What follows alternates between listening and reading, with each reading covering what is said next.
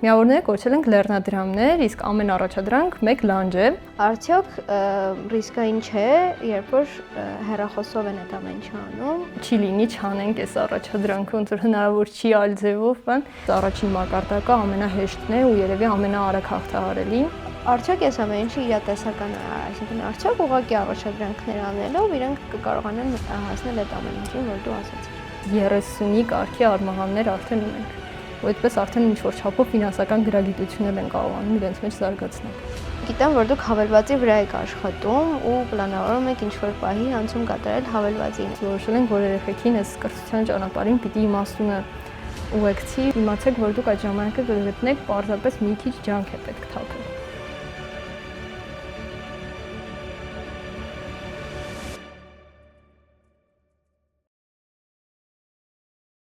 Ողջույն։ Ուզում եմ մի փոքր պատմել դեպի Բարձունք ոդքասթի մասին։ Մեր եթերը ամբողջությամբ լցված է լինելու նոր սերնդի խոսքով, խնդիրներով, ապրումներով եւ հույսերով։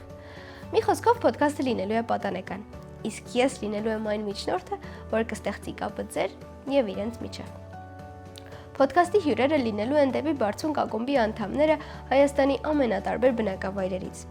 Դե բնականաբար ծրագիրը կայացնելու համար ձեր աջակցությունը խիստ օգտակար կլինի։ Ծրագրին կարող եք աջակցել կատարելով նվիրատվություն, նկարագրությունների բաժնում գտնվող հաշվեհամարին կամ պարզապես բաժանորդագրվելով մեր YouTube-յան ալիքին։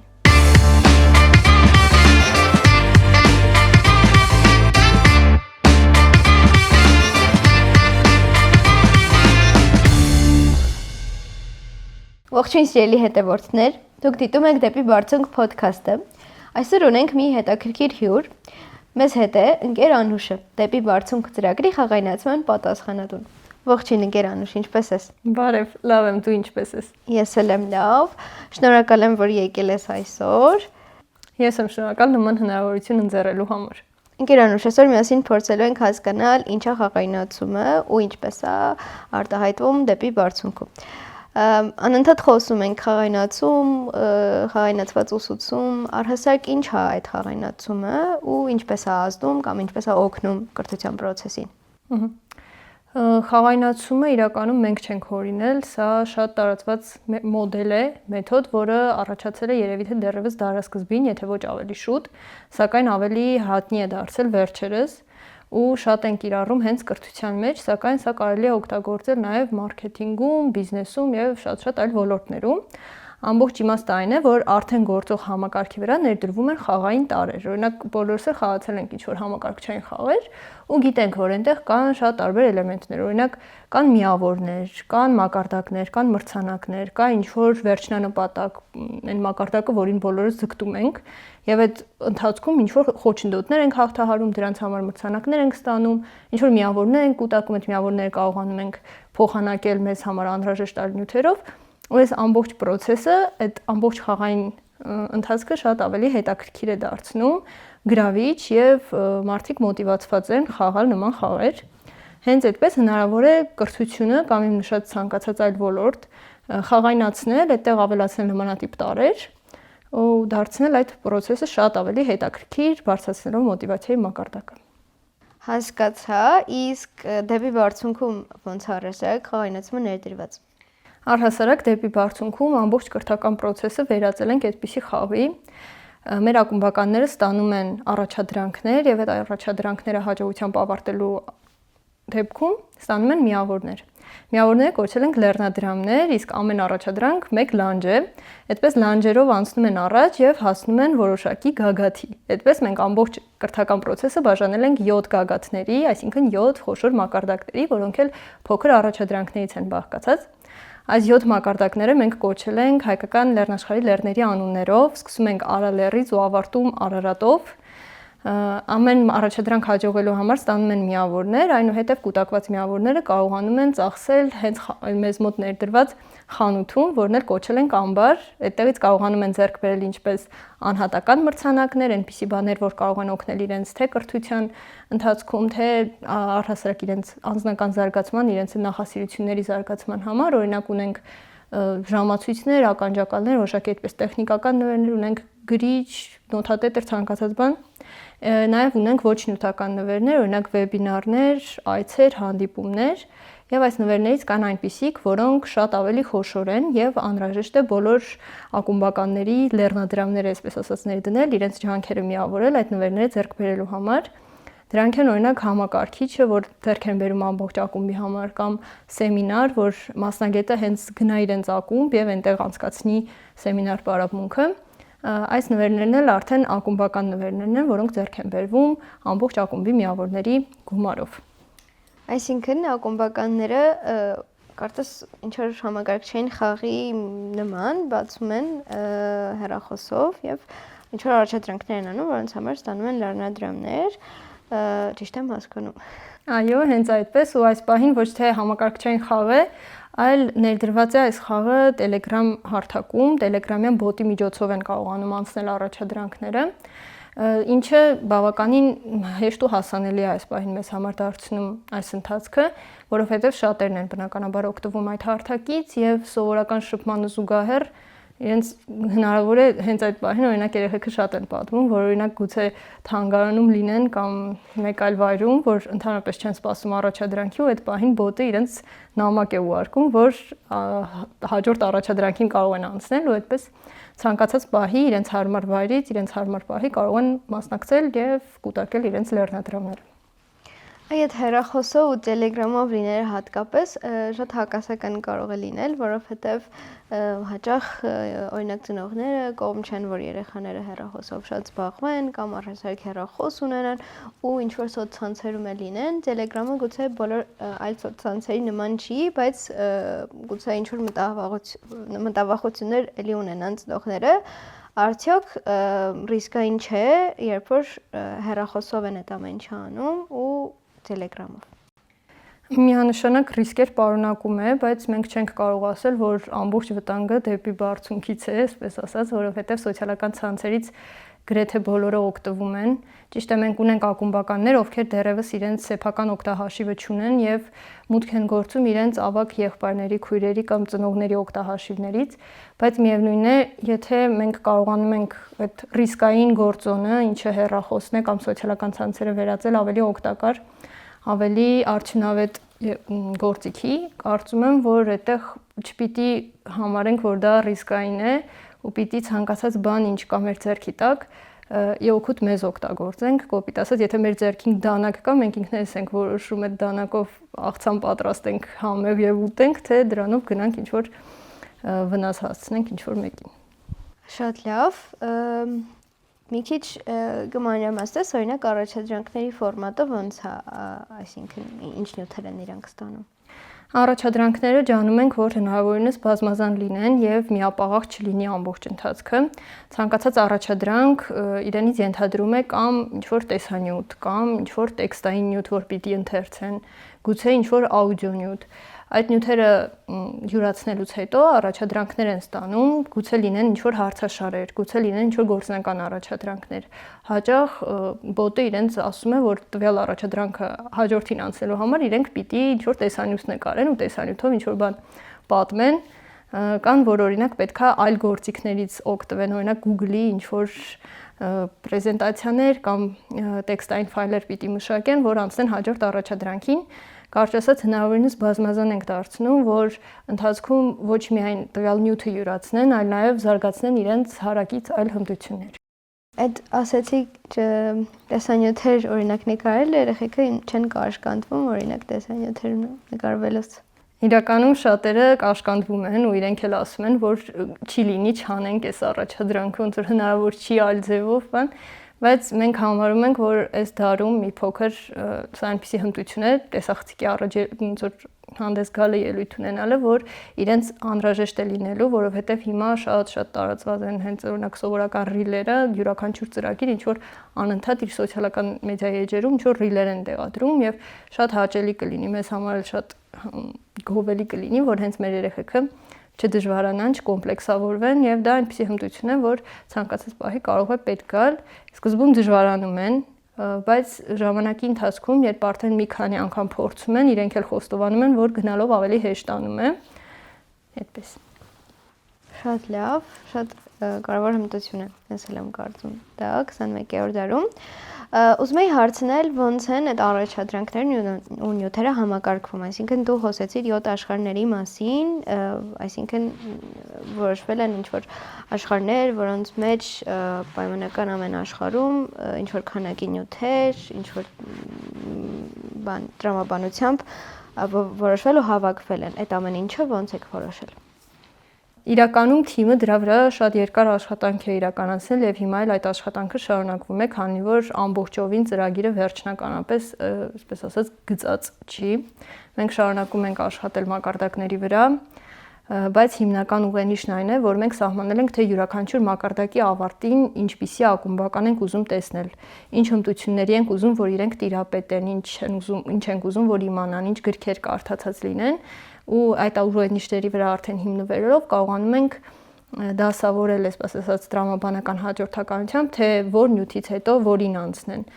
Այդպես փորձել ենք հնարավորինս հավասարաչափ բաշխել, չնայած առաջին մակարդակը ամենահեշտն է ու երևի ամենաարագ հաղթահարելին, դրանից հետո ավելի ծավալուն առաջադրանքներ են գալիս ու դրանք արդեն կատարելը ավելի երկար ժամանակ է պահանջում, միևնույն ժամանակ ավելի բարձր վարձատրվող առաջադրանքներ են, այսպես ասած։ Ուզում եմ հասկանալ, արդյոք օրինակ, չգիտեմ, դպրոցական նյութը, երբ որ գծվում է, որոշվում է, հավաքվում է, այդ ահռելի աշխատանք է կարծում եմ ու ինչ որ լուրջ մասնագետներ են դրանով զբաղվում, արդյոք դուք ձեր թիմով կոմպետենտ եք այդ անելու։ Շատ հետաքրքիր հարց է, միանշանակ մենք չենք կարող դա անել ինքնուրույն, չենք կարող անել մենակ մեր որոշելով, դրա համար այս գործիում ներգրաված են շատ շատերը, երևի դեպի բարձունքում բոլոր կամավորները, ովքեր ներգրավում են, հիմնականում հենց այստեղ են լինում, որովհետև շատ զգայուն է, այն ամեն ինչը, ինչ մենք մտածում ենք, միանշանակ քննարկվում է կրթության փորձագետների հետ, մեր ավագ ընկերների հետ, եւ ծրագիրը ինքն էլ փորձագիտական մեծ թիմ ունի, ինչի շնորհիվ կարողանում ենք նաեւ ստեղծել այնպիսի նյութեր, որոնք մենք կարծում ենք, որ շատ անհրաժեշտ է, որ մեր ակումբականներին հասանելի լինի, բայց չենք կարողանում օրինակ համացանցում հասանելի նյութերի շարքում գտնել այդպիսիք, արդեն մեր փորձագիտական թիմի միջոցով մշակվում են հենց նյութի սցենարը, նկարվում են նորից մեր կողմից, մշակվում է մեր կողմից ու արդյունքում ստանում ենք այնպիսի նյութ, որը հարմար է հենց մեր ակումբականների համար, իրենց տարիքային խմբի, իրենց մինչև այդ սովորածին համահունչ ինչ-որ նյութեր ենք ստանում։ Այսինքն նաև դուք փորձում եք ինչ-որ նյութեր ստեղծել, շատ լավ է, նյութերի պակաս շատ կա վստահաբար։ Առաջադրանքների մասին խոսելիս կան ինչ-որ առաջադրանքներ, որ ակումբականները ավելի հետաքրքրված են անում։ Առաջադրանքներից մենք ուղարկում ենք իրենց ուղեցույցներ, բնապահպանական ուղեցույցներ ունենք, որ հաջորդաբար ուղարկել ենք իրենց ու այդ ուղեցույցների վերջում կան որոշակի փորձեր, որ իրենք արդեն իրենց ձեռքով անում են ու ամբողջ ուսումնասիրած նյութը իրենց համար շատ ավելի տեսանելի է դառնում։ Ճիշտ է, դրանք էլ այդպես տեսանյութով առաջադրանքներ, որ շատերը դրանցից նեղվում են ու դիսկոմֆորտ է առաջանում, սակայն առաջին անգամ անելուց հետո ավելի հմտանում են ու փորձերը հաճույքով են կատարում, իրենց տեսանյութերի որակից, իրենց ոգևորվածությունից էլ դա զգացվում է եւ իրենց հետ անհատապես զրույցների ընթացքում էլ որ հարցնում ենք, որ առաջադրանքներն եք ավելի շատ սիրում, այդպես մեծ մասը նշում են ինչ որ այդ բնության մասին փորձերը։ Իսկ որոնք են ավելի արագ անում։ Կան առաջադրանքներ, որոնք իրենցից չեն ենթադրում ինչ-որ գործնական աշխատանք, դրանք իրենց հետ ունենում են զուտ ինչ-որ հարցաշարեր, ուղղակի կարդացած լսած նյութը ամրապնդելու համար կամ իրենք իրենց ստուգելու համար ունենում են այդպիսի հարցաշարեր, այս հարցաշարերը շատ ավելի հեշտ են անցնում եւ եթե ակումբականը ուղղակի ուշադիր լսի կամ ուշադիր կարդա նյութը, այդ հարցաշարը անցնելը իրենց համար առանձնապես դժվարություն չի ներկայացնում, քանի որ շատ բարդ հարցեր չեն, այնպիսի հարցեր են, որ ուղղակի ուշադրություն ստուգող կամ ամրապնդող հարցեր են։ Հասկացա։ Ասացիր, որ Արա լեռը առաջին մակարդակն է, այն մոտավորապես կասես, ինչքան է տևում մի ամբողջ մակարդակ հաղթահարելը։ Ամբողջը կախված է ակումբականի ներգրավվածությունից, որովհետև առաջադրանքները նրանց կարող են ուղարկվել թեկուզ ամեն օր եւ իրենք կարող են ամեն օր նոր բան սովորել, սակայն եթե ակումբականը ներգրաված չի մասնակցում եւ երկար ժամանակ ոչինչ չի կատարում, բնականաբար process-ը երկարում է, բայց մենք ունենք այնպիսի ակումբականներ, որ օրինակ սեպտեմբերից են միացել իրենց ակումբին, սեպտեմբերից են անցնում առաջադրանքները եւ հիմա արդեն առաջին մակարդակը հաղթահարել են, այսինքն իրենց մոտ 5-ից 6 ամիս է պետք է եկել, նույնիսկ դա էլ գուցե շատ է, ավելի ինտենսիվ աշխատանքի արդյունքում հաստատ ավելի արագ էլ հնարավոր է հաղթահարել առաջին մակարդակը։ Բարի, այս պահին քանի Արմաղան, այսինքն Արալեռը հաղթահարած ու Արմաղան հասած ակումբականներ ունենք։ Այդպես հստակ թիվը հենց հիմա չեմ կարող ասել, որովհետև շատերը կան 10-ից ավելի ակումբական ունենք, ովքեր հենց հիմա այդպես անցումային շրջանում են, բայց 30-ի կարգի արմաղաններ արդեն ունենք։ Ես գիտեմ, որ ամռանը լինելու է դեպի բարձունք ճամբարը ու ճամբարին մասնակցելու համար մասնակիցները պետքա արմաղան հասած լինեն, իսկ ինչ ես կարծում, օրինակ կլինեն այդ ժամանակ արդեն մարաթուկներ։ Իրականում կարծում եմ հա, որովհետև արմաղան հասածները այն երեխեքն են, ովքեր ավելի համառ են, ավելի պատասխանատու, հետևողական կատարում են առաջադրանքները ու ասենք արմաղան մակարդակը հատելուց հետո այսպես անհամբեր շարունակում են սպասել իրենց առաջադրանքներին, դրանք ամենաառաջադեմ ակումբականներն են ու հաստատ իրենք կարողանան հասնել մարաթուկ մակարդակին։ Եթե օրինակ այդպես է ու ավելի ակտիվները, ավելի հետաքրքրվածները հասնում են ավելի շատ են անում ու ավելի շուտ են հասնում։ Իսկ այն ակումբականները, ովքեր այդքան էլ հետաքրքրված չեն կամ իրենց համար դժվար է կամ իրենք չեն հասկանում ինչպես անեն, ոնց է ապահովում են, որ իրենք էլ խնդիրներ չունենան ու իրենց համար էլ այդ process-ը արագ լինի։ Ամեն ամիս նախ եւ առաջ բոտը նամակ է ուղարկում, որով փորձում է հասկանալ, թե ինչու են пассивացել ակումբականները, եթե կան այդպիսիք, իրենց արձագանքներից արդեն հասկանում ենք արդյոք իրենք ուզում են շարունակել խաղալ թե չէ։ Միևնույն ժամանակ մենք ունենք փոխնախագահների ինստիտուտ, որը ներդրվել է վերջերս մի քանի ամիս առաջ։ Ունենք լեռնաշխարհների փոխնախագահ այդպիսի պատասխանատվություն ակումբում եւ այդ ակումբականը պատասխանատու է նրա համար, որ իրենց ակումբականները ակտիվ մասնակցեն, միավորներ կուտակեն, եթե ինչ-որ խնդիրներ են ունենում, հենց այդ ակումբականին են դիմում, ինքն էլ քանի որ հիմնականում այսպես ուզած-չուզած այդպես է ստացվել, որ լեռնաշխարհների փոխնախագահները իրենց ակումբների են լավագույն խաղացողներն են,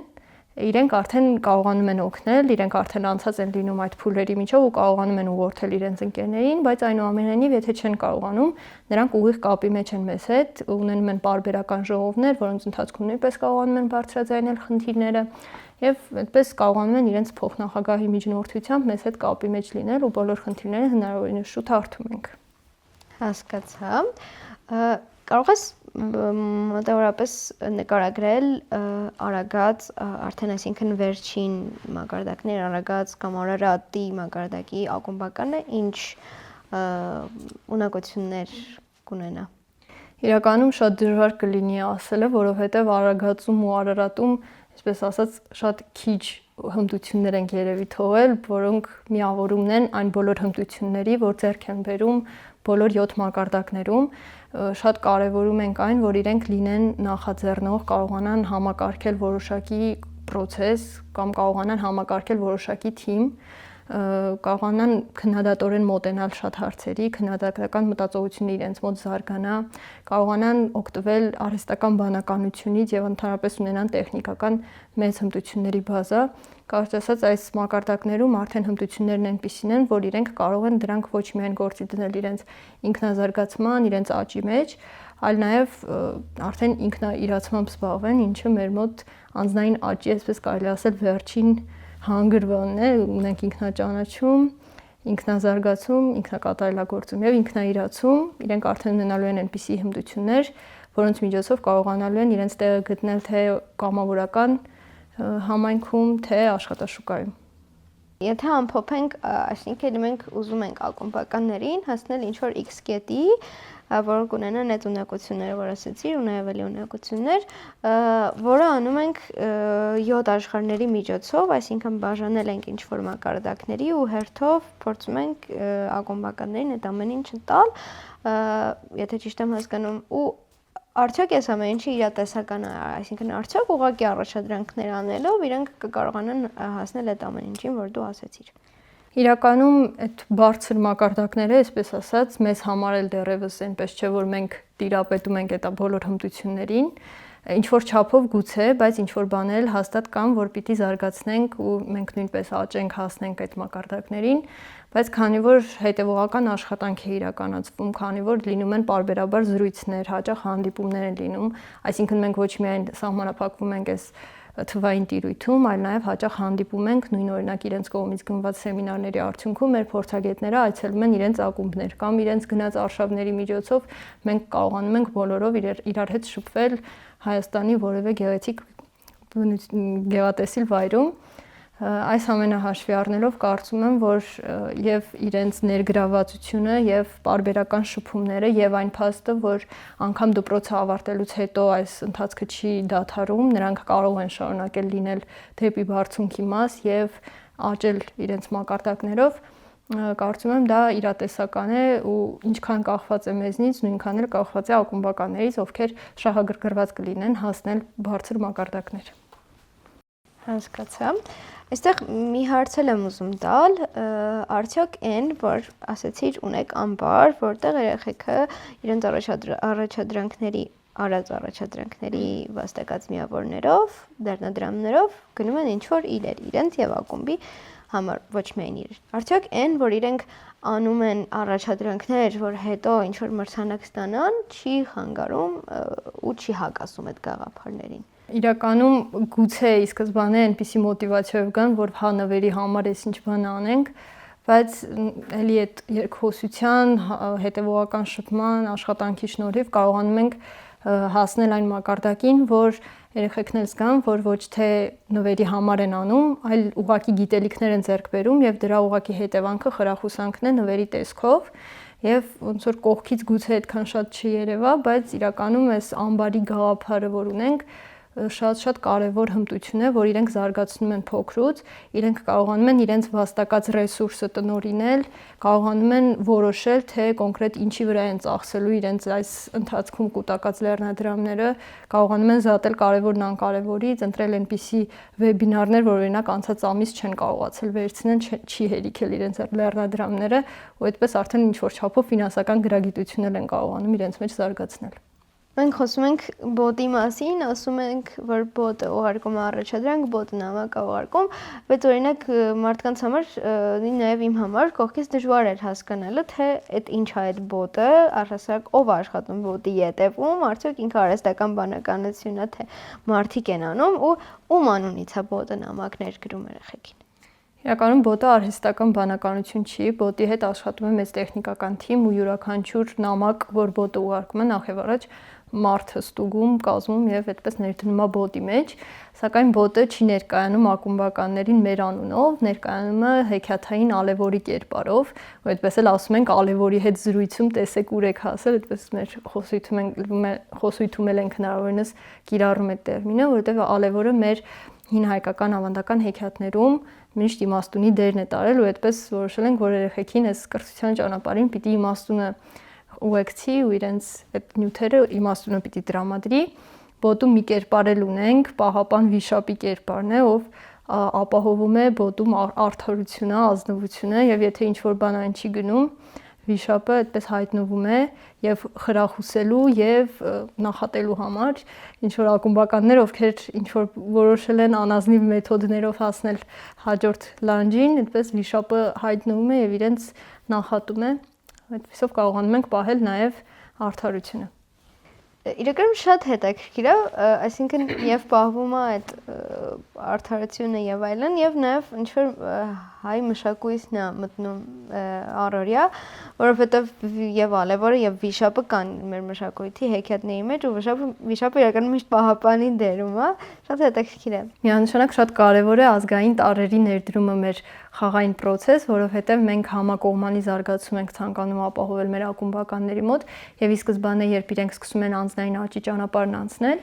իրենք սովորում են, իմանում են այն մասին, որ իրենք չեն կարող մի ուղղությամբ զարգանալ ու տարբեր ուղղություններով կարող են զարգանալ, դրանց կոչել ենք բազմակի ինտելեկտ ու դրանցից մեկն էլ ազգային ինտելեկտն է, դրան ուղղված ոչ միայն այս տարրերն են, այս հերոսներն են, այլ նաև օրինակ հաճախ մենք ունենում ենք մեր հերոսների մասին առաջադրանքներ, ունենում ենք մեր ազգային պարերի վերաբերյալ առաջադրանքներ, որ ամբողջ ակումբով պարում ուղարկում են մեզ ու այդպես այդ ոգեղեն շունչը կարողանում ենք ապահովել նաև այդ թվային հարթակում։ Իսկ ձեր թիմում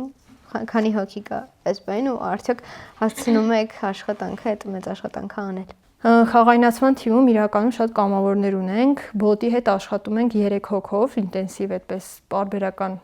առումով, ընդհանուր մակարդակների ձևավորման հարցում նույնպես ունենք կամավորներ, ովքեր աշխատում են ընդհանուր նյութերի դարանը, այսպես ասած, ստեղծելու համար, որպեսզի մենք ունենանք պահոց ու հասանելի լինի բոլորին մեր բոլոր կրթական նյութերը իրենց հղումներով եւ մնացած անհրաժեշտ նյութերով։ Ընդհանուր առմամբ խաղայնացման թիմում հիմա երևի 5-ից 6 հոգի այդպես ունենք։ Ուզում եի հարցնել, ես նաև գիտեմ, որ դուք հավելվածի վրա եք աշխատում ու պլանավորում եք ինչ-որ պահի անցում կատարել հավելվածին։ Այ կպատմես ինչ փուլում են աշխատանքները։ Ծրագրի ներդրման համար խոսակցությունները դեռ վաղուց են ընթանում, բայց վերջերս այն շատ ավելի ակտուալ արդիական է դարձել։ Մի քանի խնդիր լուծելու համար է անհրաժեշտ ունենալ հավելված, քանի որ նախ եւ առաջ ակումբականներից շատերը ուզած թե չուզած չեն կարողանում օգտվել սոցիալական ցանցերից տարբեր հանգամանքների ուժով։ Այդ խնդիրը կլուծվի արդեն հավելվածով, որովհետեւ այնտեղ կունենան իրենց առանձին պրոֆիլը, որը ոչինչի միացված չի լինի։ Երկրորդ խնդիրը, որ առաջացել է մեզ մոտ, շատ ակումբականներն են։ Եթե նախկինում 500 հոգի էր եւ հնարավոր էր ինչ-որ չափով հետեւել իրենց ընթացքին, հետեւել իրենց կատարած առաջադրանքներին, ստուգել, ինչ-որ հետադարձ կապ պահել իրենց հետ, հիմա շատ դժվար է լինելու, քանի որ վերջին մրցույթի արդյունքներով, երբ մենք արդեն բացեցինք եւս 22 ակումբներ, 1000-ից ավելի ակումբականներ ունենք եւ շատ դժվար է լինելու ինչպես իրենց ընթացքին հետեւելը, այլև նաեւ իրենց միավորները հաշվելը, ինչը նույնպես վեբ կայքի միջոցով հնարավոր կլինի ավտոմատացնել։ Այժմ առանձին թիմ է աշխատում այս ուղղությամբ, հավելվածի ուղղությամբ, որը հենց վեբ կայքի ձևով ենք ուզում ստեղծել։ Հենց հիմա դիզայնի ձևավորման փուլում է, երբ այդ փուլը ավարտվի, արդեն հասնելու է բուն ծրագրավորման փուլի միջով։ Բարի, ուրեմն անհամբեր սպասում ենք կայքին։ Մենք մոտենում ենք ավարտին, ես ուզում եմ խնդրել քեզ կոչ անել 3 տարբեր մարդկանց, ավելի 3 տարբեր խմբերի։ Առաջինը կխնդրեմ կոչ անես մեր դիտողներին։ Մեր դիտորդներին կոչ եմ անում շատ ավելի ակտիվ լինել դեպի Բարձունք podcast-ի հանդեպ եւ YouTube-ում եւ մնացած սոցիալական ցանցերում, որովհետեւ մեր հյուրերը մեր ակումբականներն են, ում համար եթերը գուցե առաջինն է, մեծ մասի մոտ առաջինն է եւ իրենք էլ շատ լարվում են մինչեւ նկարվելու ընթացքում եւ կարծում եմ, որ մեր դիտորդների աջակցող խոսքերը, այդպես ջերմ վերաբերմունքը իրենց շատ ավելի մեծ ուժ կտա։ Ես էլ եմ միանում քո կոչին։ Հիմա խնդրեմ կոչ անես ակումբականներին։ Մեր ակումբականներին կոչ եմ անում երբեք չմտածել, որ դուք ժամանակ չունեք, որովհետև ցանկացած բան, ինչը դուք ուզում եք անել, ինչը ձեզ հաճելի է, դուք դրա համար ժամանակ կգտնեք, ու եթե միակ այդպես հետ պահող բանը ժամանակի գործոնն է, իմացեք, որ դուք այդ ժամանակը կգտնեք, պարզապես մի քիչ ջանք է պետք թափել։ Շնորհակալություն եւ վերջին կոչը կխնդրեմ անես դեպի Բարձունքի աշխատանքային թիմին։ Մեր թիմին կոչ եմ անում միշտ մնալ լուսավոր, միշտ մնալ հավատով լի, որ ի վերջո մենք հասնելու ենք մեր երազանքին, որովհետև մեր թիմը շատ է մեծանում, չնայած մենք հիմա այսպես որպես այդպիսին ֆորմալ դեպի Բարձունքի թիմով գուցե մի քանի հոգի ենք, բայց ես այսպես արդեն ամեն ակումբում նախագահ, փոխնախագահ ու ակտիվ ակումբականներ իրենց տեսնում են մեր թիմակիցների դերում ու իրենցով տեսնում եմ մեր ապագան, մեր երազանքի իրականացումը։ Շնորհակալ եմ։ Տամ վերջին հարցը, ընկերանուշ, եթե դեպի Բարձունքը ճանապարհ լիներ, որ կտաներ։ Ճիշտն ասած, ես չի ուզենա, որ դեպի Բարձունքը ինչ որտեղ ավարտվեր, դրա համար երևի դեպի Բարձունքը հենց այն առաքելության ճանապարհն է, որով միասին քայլում ենք։ Շատ լավ, յուրահատուկ պատասխաներ։ Շնորհակալ եմ շատ, ընկերանուշ, որ այսօր եկար ու կիսվեցիր մեզ հետ բոլոր քո գիտելիքներով։ Հուսամ օգտակար եղավ դիտորդների եւ նաեւ ակումբականների համար։ Ձեզ նույնպես շնորհակալություն, որ դիտում եք մեզ։ Կհանդիպենք հաջորդ թողարկմանը։ Չմոռանաք բաժանորդագրվել։ Հաջողություն։